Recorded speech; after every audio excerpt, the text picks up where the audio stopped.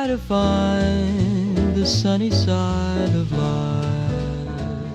Hi, I'm Harry Marks, and this is Let's All Go to the Lobby, your introduction to the film you're about to watch. Up next is Victor Fleming's legendary film about a young girl who dreams about a place just over the rainbow and her musical journey to get back home. This is 1939's The Wizard of Oz. The Wizard of Oz was something of a technical marvel when it came out. The twister at the beginning of the film was made using a 35-foot-long muslin stocking wrapped around chicken wire, filmed against a miniature version of the farm set to make a convincing tornado. Meanwhile, the effect of the Wicked Witch melting was accomplished using a simple elevator platform that retracted actress Margaret Hamilton below the soundstage. Throw in a little dry ice for steam, and poof, no more witch. But perhaps the most impressive piece of movie magic was Dorothy's entrance into the rich, colorful land of Oz.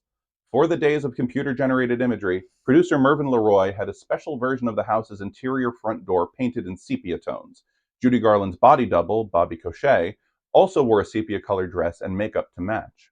With the camera behind her, Cochet opens the door and steps out of frame as the camera moves forward into the technicolor beauty that is Oz, and Judy, clad in her bright blue and white gingham dress, re-enters the frame to take it all in.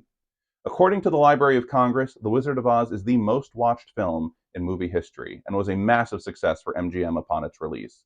It won 2 Academy Awards, one for Best Original Score by Herbert Stoddart and Best Original Song for Over the Rainbow by Harold Arlen and E.Y. Harburg.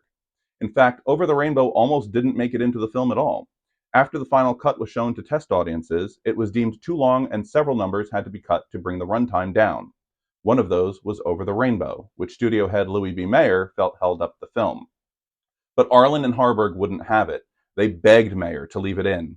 It wasn't until associate producer Arthur Freed, the lyricist behind Singin' in the Rain, stepped in and said, quote, "Rainbow stays or I go," that the studio decided to keep it in.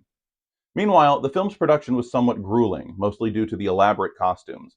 Buddy Ebsen famously had to be recast as the Tin Man after having an allergic reaction to the aluminum dust in his makeup.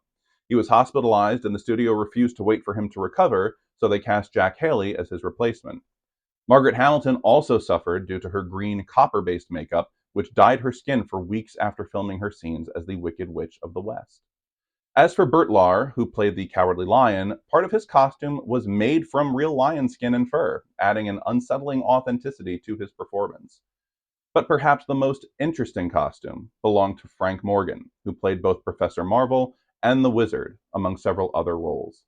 The long green coat he wears at the start of the film had been procured from a local second-hand shop.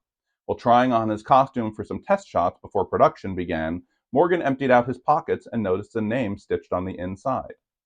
It read L. Frank Baum, and the coat was later verified as having once belonged to the Wizard of Oz author. It was also the coat Morgan ultimately wore in the film. There are many more stories I could tell, but you have a movie to watch. And so, starring Judy Garland, Frank Morgan, Ray Bolger, Burt Lahr, Jack Haley, and Margaret Hamilton, here is MGM's 1939 musical fantasy, The Wizard of Oz.